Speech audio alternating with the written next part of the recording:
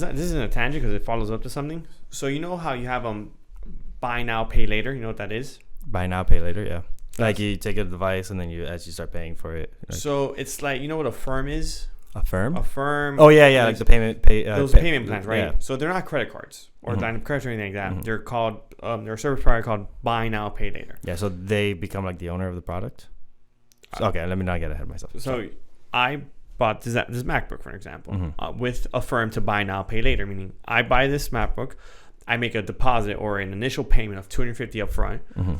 I only have to do 3 more payments after that within certain time span. It can't be within months, but it has to be every 2 weeks. I have to make a $250 payment, for an example.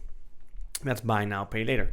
It's not considered a credit card because a credit card is I buy it outright and I just pay the company in installments as long as I want. I can hold that balance for as long as I want. Your creditor. My creditor.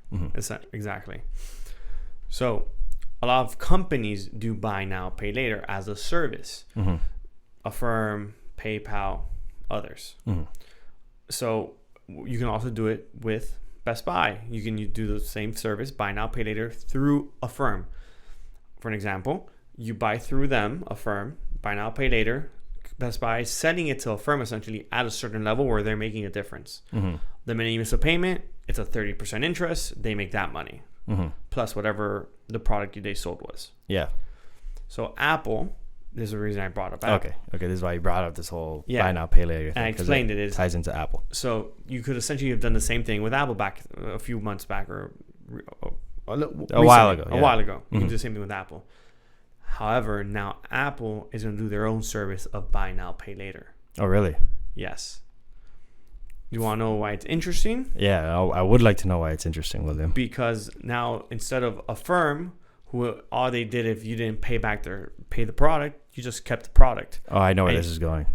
But since you're buying it from Apple and they know exactly who you are, they have the serial number to your account, to the software, they can shut your phone off. Yeah, that's exactly where I thought it was going. That's exactly where I thought it was going. That is crazy. They just be like, oh, you didn't pay? You didn't pay this installment? Or, okay, you had this 30%, you haven't paid in a month or 2 months, your phone's off. But that makes sense. I'm not strictly opposed to that though, because they're like, okay, you gave them credit. You're like, I'm promising you that I'll pay this back. So that's not some sort of overreach, having the ability to turn it off on you? Okay, so that is interesting because, yes, if they have the ability to turn off your phone, a phone that you bought from Apple with buy now, pay later, that means they have the ability to do it for other phones. Yes. Phones that are not theirs. Correct.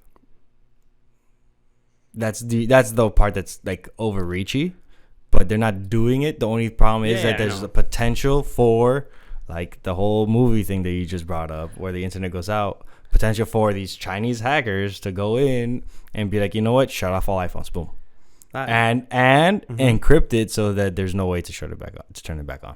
That too.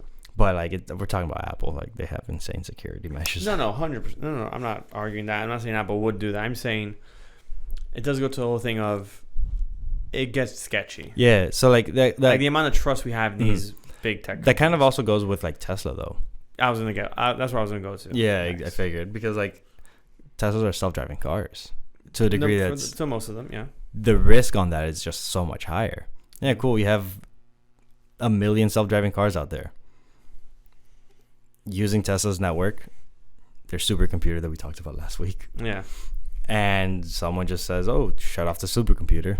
Oh, now all these cars are lost. They don't know what the heck they're doing. And you're trusting it because you think it should be driving fine. Then all you know, it just keeps on going straight. And there's a cliff in front of you. Yeah, but I forgot what movie it was. But there was a movie where they just turned on, they took control of all the electric cars that were around like New York.